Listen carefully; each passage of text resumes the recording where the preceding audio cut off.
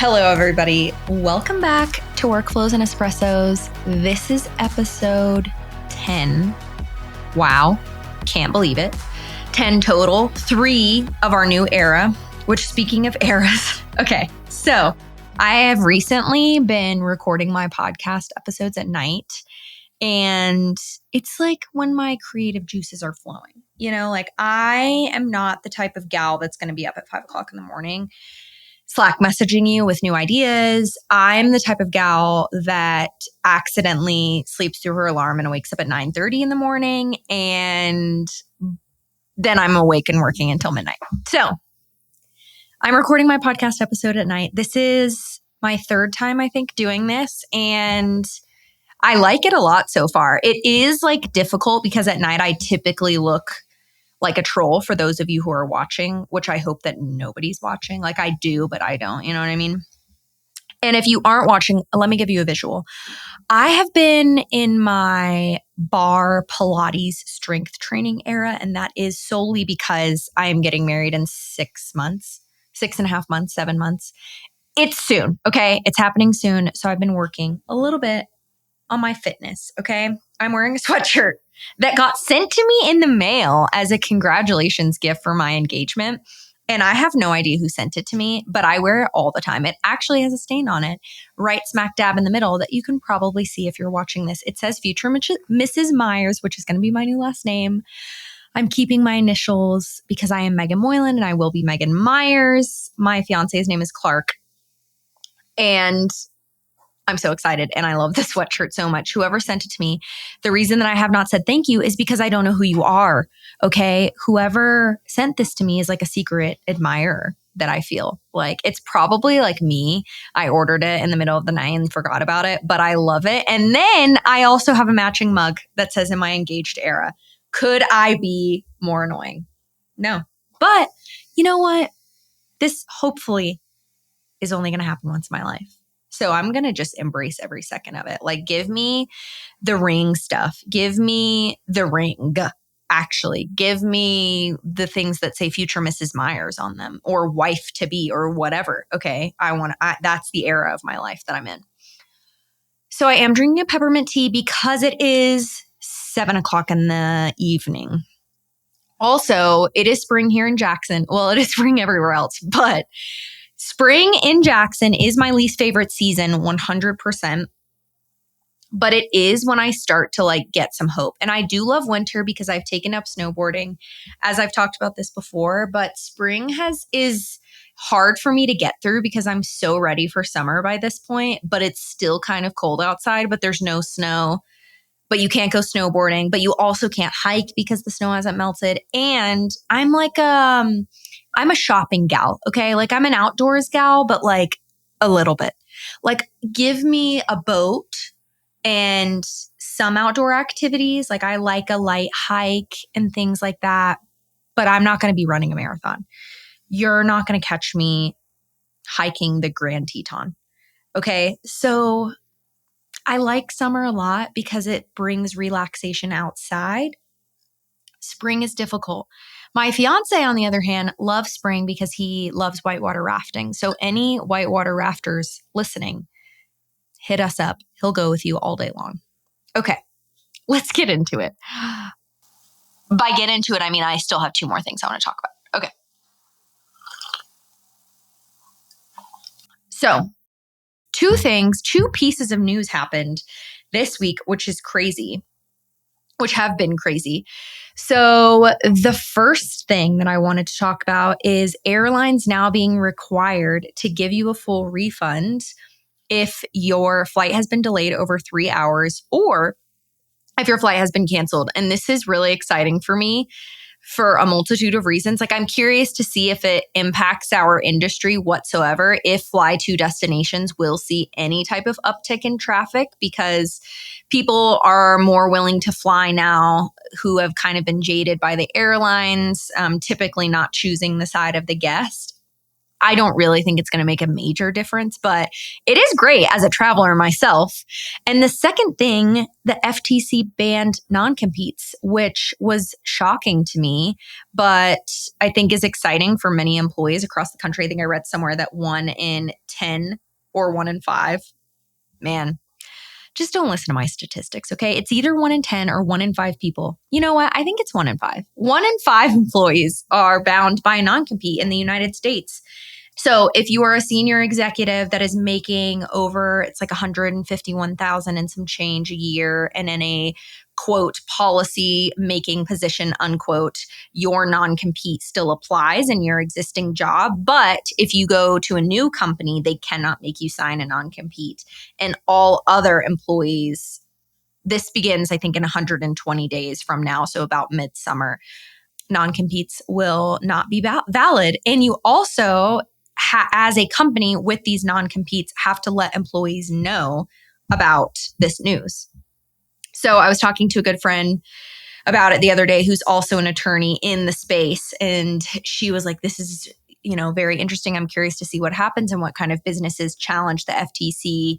But I don't know. We'll see if it's gonna stand, and I'm curious to see how people are feeling about it. I saw another friend, Steve Trover, post about it, and it looked like most, even business owners, were happy about it and felt like it was fair to the employees. So curious. Obviously, if you're in California, this really means nothing to you because you haven't had non-competes anyway. But yeah, very interesting news. Okay, let's get into the episode. You know what I'm going to say. I'm excited. I don't have a title to this episode, and maybe I will think about it as I continue to talk about this episode. But I have been trying to up my LinkedIn game recently. And by that, I mean actually post things that create conversation, because I think that I was a late adopter of LinkedIn. And I was laughing with a friend today. Like, I used to think that LinkedIn was kind of stupid. And now I'm a fan of LinkedIn. One, because I feel like it connects us all in this age of time where social media is such a connector anyway. Like, it felt overwhelming to me to have another social media because, I like to watch the TikTok videos. Okay, I do. Say what you want. We all have our hobbies. We all have things that we need to do to unwind. For me, it's TikTok. Okay. I like an Instagram. I don't really like Facebook, but sometimes I like to buy things off Facebook Marketplace. So like, it's kind of a necessary evil. But LinkedIn kind of felt like another thing. Anyway, I had a lot of friends say like, actually, wait, I think LinkedIn is really great. And we're all in different destinations. So it's a fun way to connect us all together. Plus, there are so many new voices on LinkedIn and good things that people are learning all the time, and controversial topics being talked about, and new softwares or vendors that you can find out about. Anyway, okay, I've been upping my LinkedIn game. And I was thinking the other day that now that I am creating new content on a week-to-week basis, and if you listened last week, I told you that I've been planning my content like an hour before I record the episode, which probably isn't great, but is my style. I wanted to ask LinkedIn what softwares they were using that they couldn't live without. And I think I phrased it like, oh yes, what software could someone like literally, like they would have to pry out of your cold dead hands? Like, what do you love so much? And I didn't make it specific to the vacation rental industry because I was really just curious. And my 3 personally, which I called this out on my post, were Breezeway, which if you listen to season 1, like obviously Key Data, and Slack. Huge fan of both Key Data and Slack. And so I was curious, and Brooke Fotz did something called My Tech Stack a couple months ago where he asked vacation rental managers what their tech stack was. And so I was thinking about that post, and I'm like, I am always curious about people's tech stacks, and that post was so helpful. But like, what are people's favorite tools in their tech stack that they really couldn't live without, that their business really functions on, and they can't imagine a world where they got rid of it? Especially in an era of like shiny new objects that are kind of out and about all the time, especially within our industry, or I guess just in general. So anyway, it got a lot of comments, which was shocking to me and super, super exciting. But I felt like I learned so much. And there were very clear patterns in responses that I got from people. And some people I got responses from were property managers. Others weren't. Most of them were. And then I got a couple of vendors that responded. But for the most part, it was property managers, which is kind of who I was talking to anyway. But I am really, really excited to share, if you didn't see the LinkedIn post, the results that we got. Okay, so it was very, resoundingly clear to me that people love tech. 3 different types of technology. Number 1, technology that helps them streamline their operations. That was number 1, far and away. And there were evangelists in the comments of their software that helps streamline operations. Number 2 was financial management software that helps you close your books at the end of the month faster. And number 3 was tools that help you with revenue management.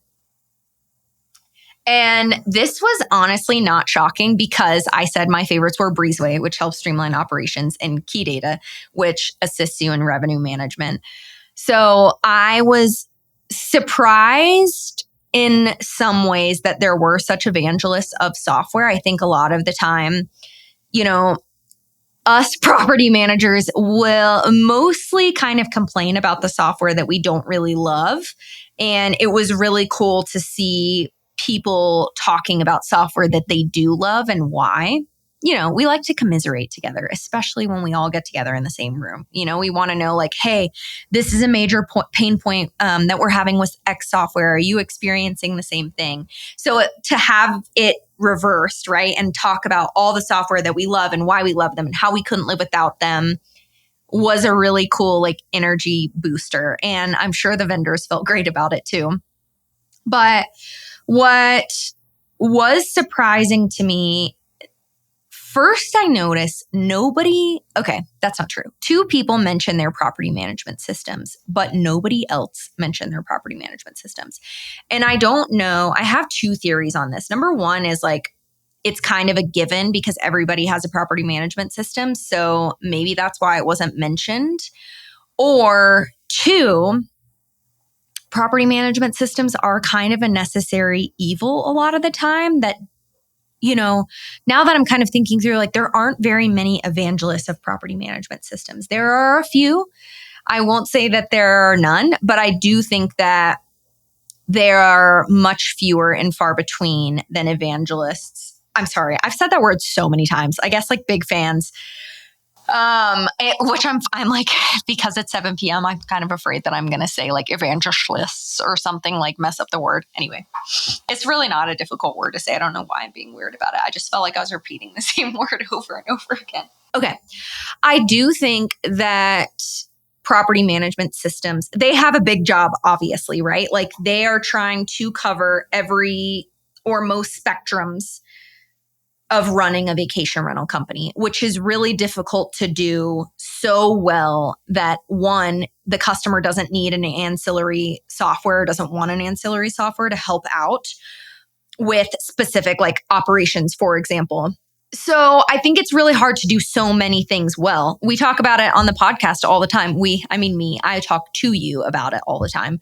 That pick one thing and do that really well. So I do think that property management systems have this uphill battle that they're facing.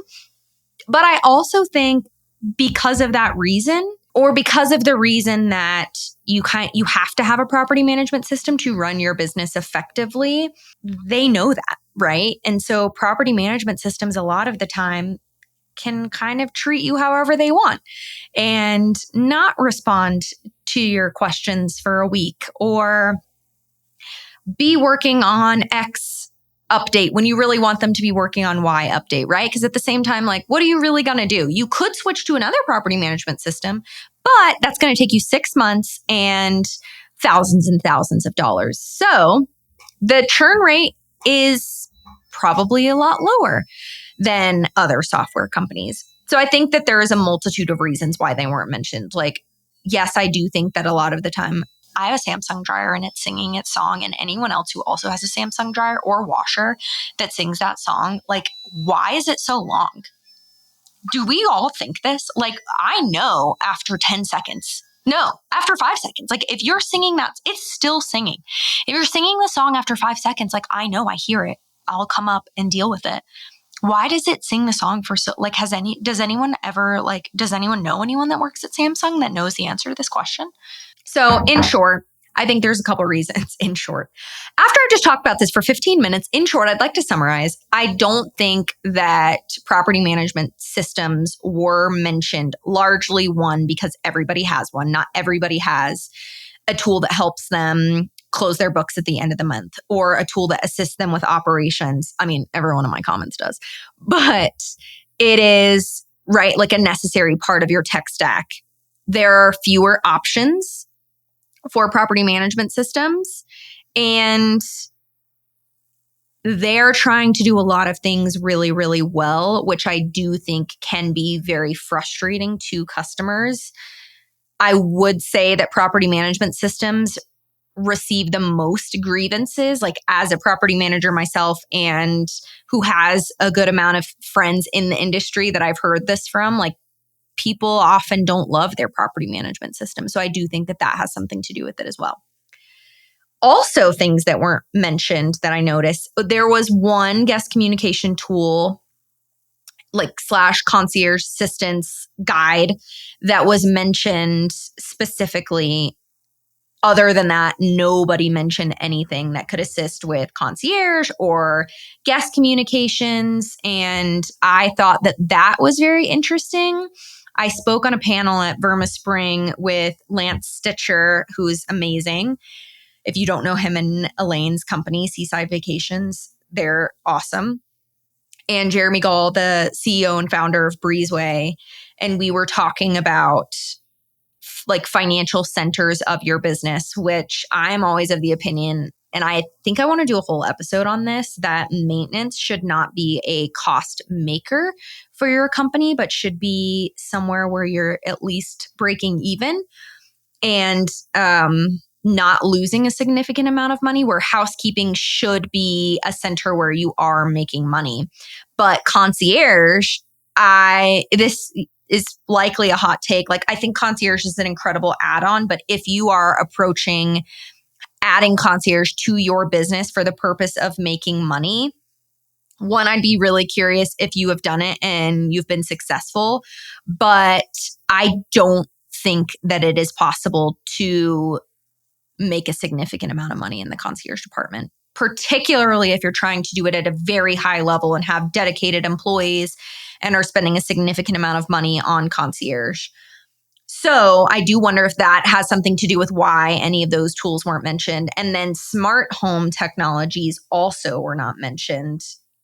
Could be that people don't really consider them like a software and more consider them like hardware that goes in property. But I did take note of those.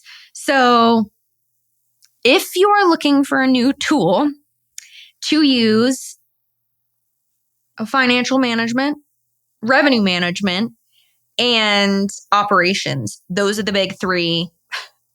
I mean, obviously, this isn't like, hey, if you don't have these things, you're not doing it right. But it was very clear. I think there were like 50, 60 people that kind of created this conversation on my LinkedIn post. And those were the resounding winners of tech tools that people could not live without. Which brings me to, if you are in a time in your business journey where you are looking to choose a new technology tool, I want to talk about how you can choose the right tech and how you know that it's going to be best for your business, best for you, if you should sign the contract, if you shouldn't. Okay.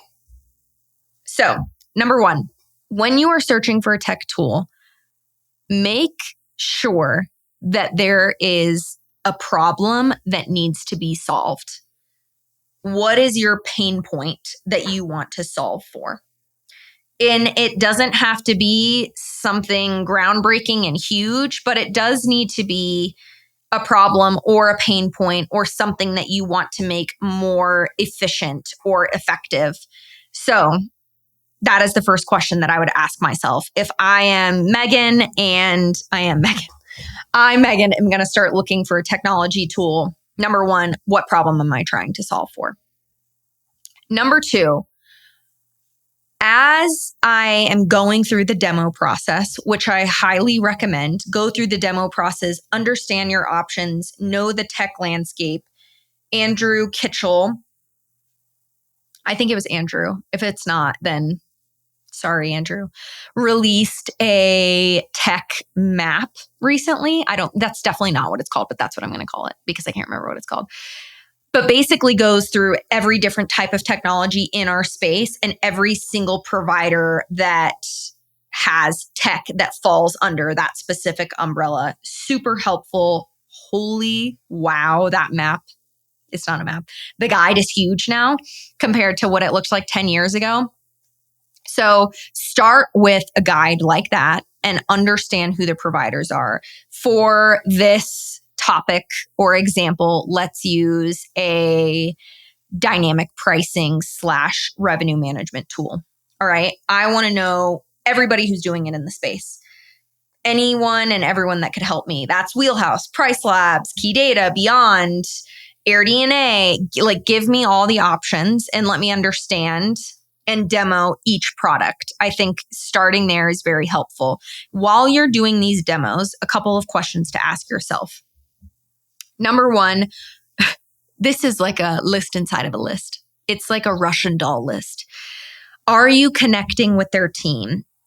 I think that some people take this to the extreme where you hear people in the industry say like, that doesn't matter. Like, whatever, don't choose people just because they're friends with you and they're awesome in the vendor hall and you like to go out with them at conferences. Like, choose someone that has the best technology, which I do agree with. That being, and then the other side of the pendulum or the spectrum, right, is the person that's like, oh, I want to choose this tech because I really love the team and for no other reason. That neither one of those are it, in my opinion. So I think there is somewhere in the middle. I think it is really important to connect with the team of a software that you're going to be using. It is always helpful to like and have a connection with the team you're working with. They're typically more responsive. And I think there's a trust factor that exists there when you can connect with your software providers that helps you know, like, I like this person, they like me too, we have a relationship, they're going to treat me well, and they know that if they help my company that I will be, here it comes, an evangelist for their software. So I would keep an eye out for that, right? Like, the people that you don't necessarily connect with, does that mean that they're going to be unresponsive later on? Does that mean that maybe they're not going to listen to your pain points that you might have and probably will have with their software later on? Like, I do think it matters. I don't think that you should pick a software just because you really, really like their salesperson. And I also don't think that you shouldn't put connecting with that team in your decision-making matrix at all, right? Somewhere in the middle. Also, as you're doing these demos, make sure that it's not just you on these demos, particularly if you're not going to be using the software day to day. Like, involving the end user is so, so important, which I think 99% of people do this. So this is probably a tip that is kind of an eye roll obvious, but I don't know. I think there are lots of times when I have connected with a software provider and done a demo and thought like, oh, wow, that's amazing.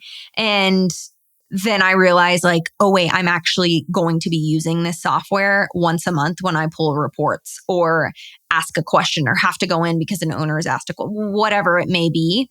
So including that end user, I think, is really, really important. And then, of course, like, understanding your contractual obligation once you, or if you sign this software agreement, what does this mean for you? I think it's maybe this sounds stupid, it can be easy to overlook some of the fine print in those contracts or pricing structures and what that may mean for you, or the software's ability to change the pricing structure down the road. Like when you are making an investment in a software, one, it's going to cost money. And two, you want to see some type of ROI and know who you're being married to, that doesn't make any sense, who you're marrying. So read through the contract, read through the fine print, ask for the details, negotiate on pricing always. Sorry to all my vendor friends that are listening to this. And make sure that you're creating a decision-making matrix, like I mentioned a little bit earlier, right? Like knowing you want a software to check 90% of your boxes and certainly your non-negotiables, which just gave me an episode idea for next week. Wow, I'm excited. Okay. So that was the smaller Russian doll. Let's get into the bigger Russian doll. Okay.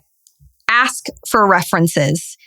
So you've done a demo. You know who your options are. Your team has narrowed it down to 2 or 3 different software providers, or maybe even one. And you've looked at the contracts. You know your payment terms. Ask for references. I will say that when you ask for references, the software provider is going to give you references that they know love their product. But ask questions that even if someone loves a product, can be like a yes or no, right? And not necessarily their personal feelings. So has this software led to an increase in your overall revenue? Or do you believe that it has had an impact on your overall revenue? Have you seen an increase in your occupancy since your team started using this? Are you saving time? Right? Like, I think if you're asking them something that could be subjective, like, do you like working with this team? Or do you think that they pay attention to your wants and needs and requests as they're building out their product roadmap, right? Like those can kind of be left up for interpretation. And so I would stick to those yes or no, hard-hitting answers and hard-hitting questions. Make a list, call up their references, and get those green lights of approval. But also be wary of the fact that these typically are the big fans that they're referring you to call. Okay. What is the ROI? We have really slammed through this list. What is the ROI on your technology that you're looking at? And don't get me wrong, this does not have to be a dollar amount. A lot of cases it is, but this could be a dollar amount in savings for your team. This could be a dollar amount in the amount of, I guess what I mean is like, it doesn't have to be a direct dollar amount straight to your bottom line, right? Like you might notice that you're churning less homeowners. You might notice that your team is happier. You're not churning as many employees, or you're retaining more employees ultimately. Your morale is up. Maybe you're saving time, therefore money on hourly employees. Maybe you don't need as many hourly employees as you used to. So you're saving money in that way, right? Like what type of ROI are you getting from this software? I think is very, very important in this calculation. And probably the most important question of all, this is not going to surprise you that I'm going to say this. Does making this decision align with your goals as a company? Is this moving your company forward? When you think of your strategic goals for this year, next year, the next 5 years, does picking this solution get you to where you want to be? I think that the shiny new objects, I have definitely fallen victim to a lot, not just on the software side, but I like to buy things. I'm a buyer. And there have been many times in my life where I wish I would have done more due diligence. And I know that applies to the software space as well. But if you find yourself in a position lately, or if you read my post and you thought, wow, people love their revenue management tools, I want to go out and find one. Hopefully those tips will allow you to make a better and more informed decision. That being said, kind of circling back to the post in general and this feedback that I've gotten, I think if you do not have a tool that is assisting you with streamlining your operations, or if you're having a really, really hard time or spending a lot of time collecting receipts and matching those receipts up with different employees and different properties, and if it's taking you forever to close your books at the end of the month, or if you are not using a revenue management or pricing tool to assist your team and your revenue, that those are the three places that I would really start to look to see if those softwares could help you become a better, more efficient, more profitable business overall. So take a look at the post, see the recommendations, reach out to those vendors. There are so many great people that were mentioned, and I was just really, really excited with the amount of popularity. That sounds stupid. Comments, the amount of comments that we got, which brings me to my final topic of the evening. I don't know if this was fast or slow, or if I did a lot of rambling. I really won't know until I listen back. Okay. So when I mentioned non-negotiables earlier and I had an idea for a podcast, a couple of years ago, quit a job that I'd been with for about 6 years. And I remember making the decision that it was time for me to quit, and then figuring out like where I was going to work next and what was going to make me happy. I created a list of non-negotiables in my phone, which are still there to this day and helped guide me to making the career switch. It wasn't really a switch in career, but company switch that I did and am happy with to this day.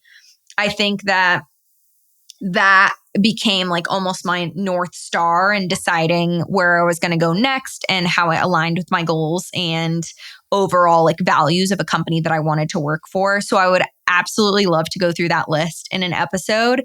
And I would also love to do another question on LinkedIn and ask other people for their non-negotiables. I think that would be super, super fun. Interested in your feedback though. That being said, with the LinkedIn questions, I loved the conversation that this post got going this week and have been so excited about it that I definitely want to do more. So I thought about doing a series over the next couple of weeks where I ask a different question every week and use those comments to really guide my next episode. So you'll have to let me know if you think that's a good idea. Also, don't forget that at workflowsandespressos.com, you can ask Meaghan, and that feedback goes into creating content for new episodes as well. Also, I think that I have finally decided what I'm going to do about my first episode with guests, and I am so freaking stoked about it. It is going to be different than maybe not anything you've ever heard, but it is definitely going to be different than a normal interview style podcast. I have not completely narrowed down the guest list because there will be multiple guests. If you have any good ideas of guests or would like to be a guest yourself, reach out to me on LinkedIn or email or text me. But I'm super excited. And I've been like, this idea has been marinating in my head for a while, but I have felt like so much pressure by myself, right? Like I'm putting pressure on myself to make sure that the first episode with guests is super exciting and like captures your attention. And honestly, it'll definitely capture your attention more than me freaking talking to you for 30 minutes, I'm sure, and like going off on multiple tangents. But anyway, I put a lot of thought into it. I've ran it by a couple of people that I really respect and admire in the industry. And I cannot wait for you to see/hear it. I can't tell you when it's coming, but I can tell you that it's coming soon, and it's all up here right now. Okay. What a great time. Actually, wait. I think that we should call this episode. Wow, we've talked about a lot of stuff. Okay. Let's see. I had written down a few ideas, so don't go anywhere, all right? I think we should call this episode Tech You Die Without. I was going to say digital tools driving success, but like, Tech You Die Without. I love it. That's it. Mic drop. Happy Tuesday, everybody. I cannot wait to see you next week. I hope that you learned something today. And if you didn't, then at least I hope I made you laugh. I hope you have a great week, and I'll see you soon. Bye.